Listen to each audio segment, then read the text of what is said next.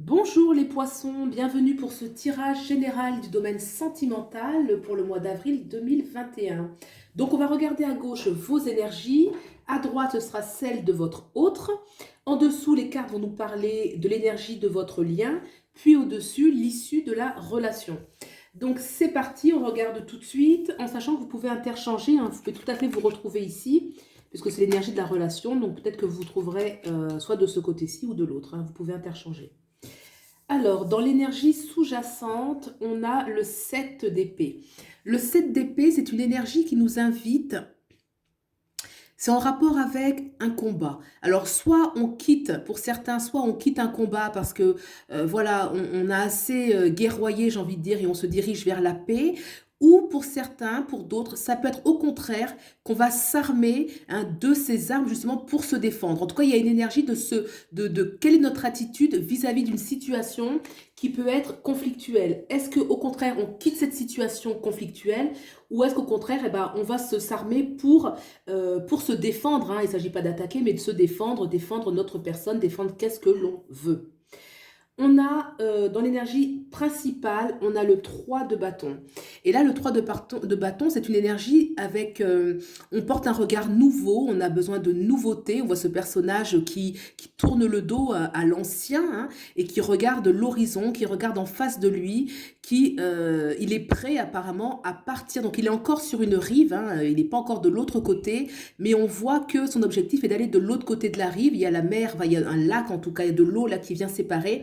Donc il y a une notion de quitter un lieu pour aller vers un autre, hein. Cela va demander de la détermination, hein. Les bâtons vont représenter la détermination et ce personnage central en a, puisqu'on voit dans son attitude qu'il tient fermement son bâton, qui va incarner sa volonté, son désir, et qui va manifester. Donc cette énergie qui est sous-jacente, oui, c'est pour faire face à une situation. Soit on quitte quelque part, ou soit on va vers quelque part, mais en tout cas, il faut qu'on soit armé et qu'on ait choisi, hein. C'est le 7 d'épée, c'est une question aussi de choix. C'est d'abord un choix et ensuite on manifeste sa volonté. On a dans le conseil qui est donné le 9 de bâton. Le 9 de bâton, c'est un personnage qui est prêt, qui lui se connaît lui-même, hein. Il y a une connaissance de soi, on sait ce que l'on veut, on sait ce que l'on veut manifester et on sait aussi ce que l'on veut pas.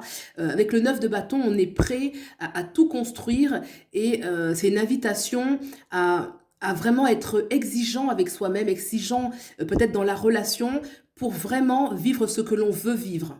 D'accord? C'est vraiment une invitation. Le 9 de bâton, c'est vrai qu'on est une grande confiance en soi et on n'a pas envie de faire semblant. On n'a pas du tout envie, le 9 de bâton, il y a une authenticité de ce que l'on veut et on veut vivre ce que l'on veut et pas le reste, quoi. Voilà, donc on va regarder maintenant l'énergie de l'autre, hein, dans laquelle vous pouvez tout à fait vous retrouver. Comme je disais, sous-jacent le 8 de coupe, principal le 2 de coupe et la carte de la mort symbolique en conseil.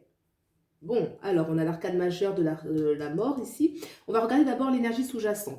Donc le 8 de coupe nous montre que la situation ne nous satisfait plus pleinement, hein. Ce personnage quitte les 8 coupes puisqu'il va à la recherche de la 9e coupe, hein, qui est une carte de grand accomplissement sur le plan relationnel. Donc là, il y a quelque chose sur le plan relationnel qui ne satisfait pas et qui va demander donc au personnage de prendre son bâton de pèlerin, donc sa volonté, et de partir vers un nouvel horizon.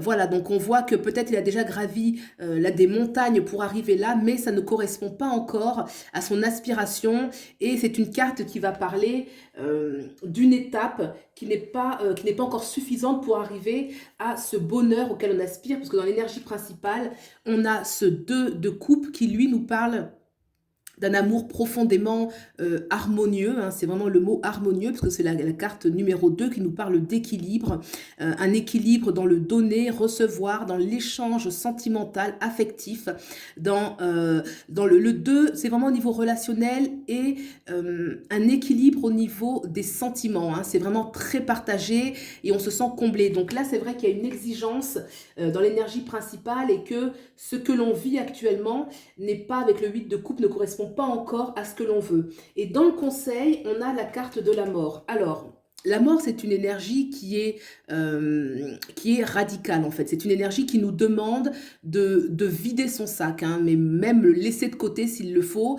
En tout cas, il y a des choses qui doivent partir, qui doivent mourir, parce que c'est pas possible de les emporter là où on va. Donc le conseil, c'est qu'il y a des situations au sein de la relation, que ce soit entre vous, dans votre entourage, qui demandent à être radicalement mises de côté, parce que ça va bloquer le processus. Ça va bloquer ce processus. Peut-être que ce 8 de coupe, là, il y a quelque chose qui est dans une lassitude, qui ne correspond pas à ce qu'il veut, parce que il y a des choses à sortir de cette relation, ou à faire rentrer, peu importe. Mais en tout cas, il y a quelque chose qui ne s'ajuste pas avec la réalité du 2 de coupe, qui lui aspire vraiment à quelque chose de profond, de guérisseur, de réciproque. Donc là, il y a une invitation, il y a des choses qui doivent mourir, et de ne pas avoir peur. Parce que la carte de la mort, c'est aussi une invitation, n'ayez pas peur, parce que c'est un conseil, n'ayez pas peur du changement. N'ayez pas peur que certaines routines, que certaines habitudes, que certaines règles, si je puis dire, dans votre vie sentimentale, dans votre vie de manière générale, ce qui interfère dans la vie sentimentale,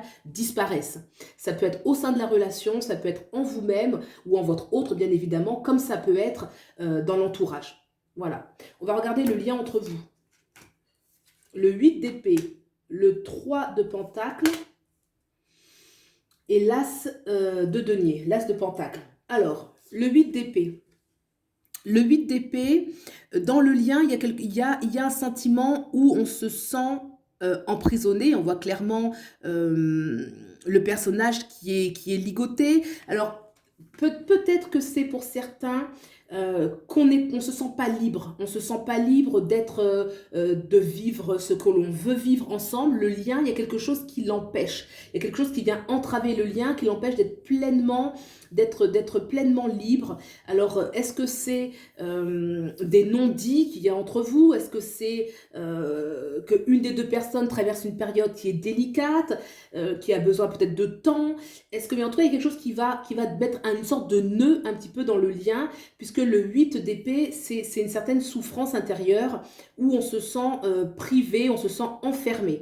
Hein, ça peut être aussi, enfin tout est possible ensuite, hein, mais le 8 d'épée, c'est une énergie tout de même qui est aussi à dimension psychologique. C'est-à-dire que des fois, ça peut être, bien sûr, hein, on voit que le personnage est vraiment ligoté, donc ça peut être réel, on se sent pas libre, peut-être qu'on n'est pas libre de se voir autant qu'on le veut, de vivre autant ce qu'on veut ensemble. Ça peut être vraiment ça, qu'il y a une impuissance au niveau physique, on ne peut pas bouger, mais ça peut être aussi psychologique. Hein. Le 8 d'épée, c'est souvent une sorte d'indécision intérieure qui fait que on a peur encore des changements.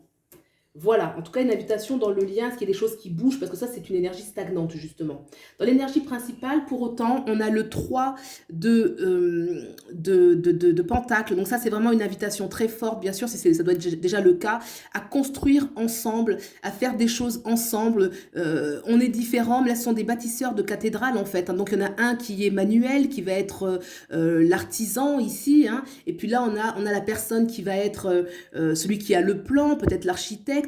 Donc une notion de collaboration où avec nos différences, on va réussir à bâtir ensemble vers la même direction. Ça va donner de la force, ça va donner de la force au lien, puisque le lien va être créé ensemble. Une notion vraiment de s'investir tous les deux pour créer le lien. C'est très important, la carte, le 3, normalement, il n'y en a pas un, enfin c'est une carte d'équilibre, il n'y en a pas un qui donne plus que l'autre. Les deux contribue justement à nourrir le lien avec ses compétences, avec sa sensibilité, avec sa façon d'être, mais c'est quelque chose de très partagé pour arriver à une harmonie. Et là, dans le conseil, avec l'as de pentacle, là, c'est une invitation à construire ensemble, que vraiment construisez les choses. L'as de pentacle, c'est la capacité, la possibilité de manifester dans la matière ce que l'on souhaite. Vraiment d'incarner davantage la relation avec voilà, des engagements peut-être plus matériels, mais vraiment c'est une sollicitation pour vivre davantage,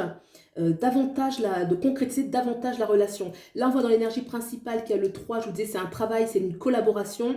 Et là, on vous dit que vous pouvez le faire, que vous avez le pouvoir. Et certainement, tous les deux, que c'est important. Le conseil qui vous est donné, c'est d'investir. Hein. Cet as de pentacle, ça va être celui qui investit, qui a la capacité d'investir. Hein. Si on prend une métaphore avec l'argent, qui a la capacité financière d'investir dans un projet. Donc là, on a la capacité d'investir dans la relation et de se donner à fond. Donc, ce sont des énergies qui bougent, qui sont concrètes, qui vont permettre justement de sortir de ce 8 d'épée qui reste beaucoup psychologique et de trouver une solution, peut-être pour se rapprocher si certains vous êtes éloignés, puisqu'avec bâtir ensemble, on peut se rapprocher et faire les choses en commun.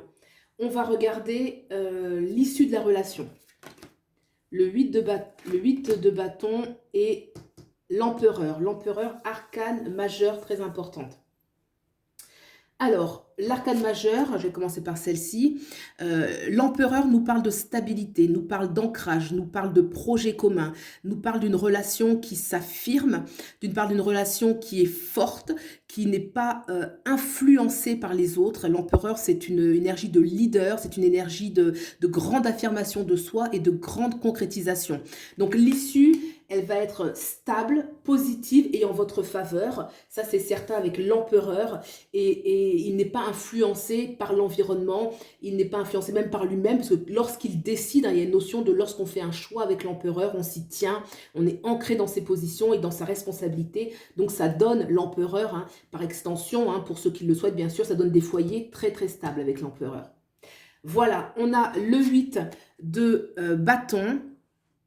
Alors, le 8 de bâton, c'est une façon de dire que la manifestation de sa volonté, ce personnage-là, c'est ce qu'il veut. Il y a une notion aussi de se protéger. On voit par l'attitude de ce personnage qu'il est alerte, hein, il a sa volonté, mais il reste un peu aux aguets. Hein. Le 8 va représenter vraiment son propre pouvoir personnel, mais il reste aux aguets. Donc, c'est une issue qui parle d'affirmation, hein, d'affirmer la relation, de la porter, comme on porte un projet, un peu parce que l'empereur, c'est aussi une énergie comme ça de leader, une énergie où on porte son projet, que cette relation ou ces projets qu'on a en commun, on tient à cœur à ces projets, qu'on va les tenir et que ça va aller, puisqu'il y a des énergies très fortes de concrétisation, comme je le disais, et avec cet as de pentacle, vous avez la force pour le faire. Voilà, et bien écoutez, j'espère que ça vous a plu. Pour une guidance privée, vous avez mes coordonnées en barre d'infos. Et puis éventuellement, vous pouvez aller voir votre signe lunaire, le tirage du signe lunaire qui peut apporter d'autres informations si besoin. Et puis voilà, je vous souhaite le meilleur et je vous dis à bientôt. Au revoir.